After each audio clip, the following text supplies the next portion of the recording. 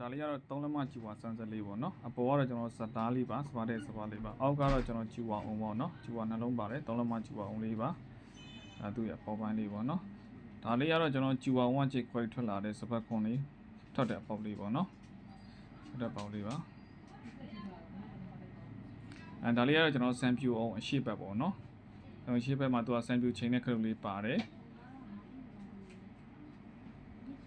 ကျွန်တော်တို့ဒီအောက်မှာမူရီနဲ့စင်းသေးချင်းနဲ့ပါတယ်ဒီကောင်နက်ကိုဖြုတ်လိုက်အုံလေးတော့ဖြုတ်လို့ရတော့เนาะရှေ့ကတော့စကွဲချရဲဇလားလေးပါကျွန်တော်ဆန်ကြိတ်တဲ့ခါကျထွက်လာတဲ့ခံကိုအဖြူဖြော့ဟိုစကွဲအကျိုးကြည့်ကိုကျွန်တော်ဒီခရုလေးနဲ့ချိန်ပေးရပါတိုးရှော့ကစားပေးရတာပေါ့เนาะ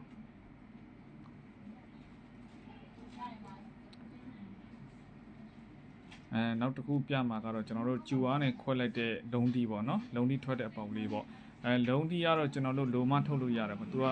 လိုတဲ့ချိန်ညမှာကိုထုတ်လို့ရတယ်သူကရှာလေးပေါ့နော်အဲ့ရှာလေးကိုဆွဲထုတ်လိုက်လို့ရှိရင်သူကလုံးတီးကျတယ်ဆန်ပြူမကျဘူးပေါ့နော်ဒါလုံးတီးမလိုချင်တော့ကျွန်တော်တို့အဲ့ရှာလေးကိုပြန်ပြီးတော့ပိတ်ပေးထားတာပေါ့နော်ဒါလေးကတော့ကျွန်တော်တို့ဆန်ပြူကနေထွက်လာတဲ့ကျွန်တော်တို့ဒီ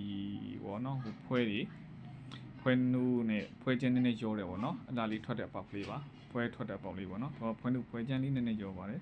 ဒါကတော့ကျွန်တော်ဆန်ဆက်ကအတွင်းပိုင်းပေါ့နော်နောက်မှာဆိုကျွန်တော်ဆန်ပြူဇလားပေါ့နော်ဒီကောင်ဆိုရင်ကျွန်တော်စပတ်ခွန်မှုတ်ထုတ်တယ်လေးစုပ်အောင်ပေါ့နော်ဒါကတော့ကျွန်တော်တို့ဖွဲထုတ်ပေးတယ်ဘလိုပါပေါ့နော်ဘောတော့